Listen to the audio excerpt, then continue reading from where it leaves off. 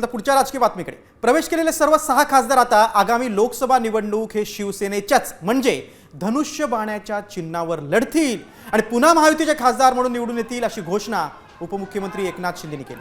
तर बंडखोर 6 खासदारांपैकी काही खासदार हे 2024च्या निवडणुकीत शिंदेंच्याच उमेदवारांविरोधात तर काही जण भाजप आणि अजित पवारांच्या राष्ट्रवादीच्या उमेदवारांचा पराभव करून संसदेत पोहोचलेले होते।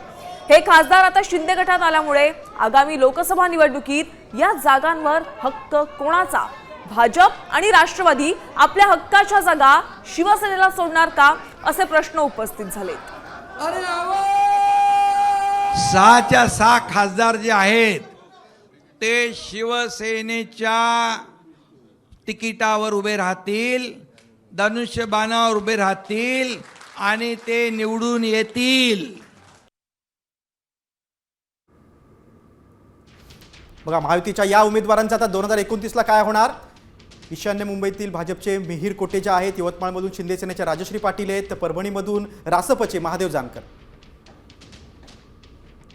धाराशिवमधून राष्ट्रवादी अजित पवार पक्षाकडून अर्चना पाटील, शिर्डीतून शिंदे सेनेचे सदाशिव लोखंडे आणि हिंगोलीतून शिंदे सेनेचे बाबूराव कोहळीकर।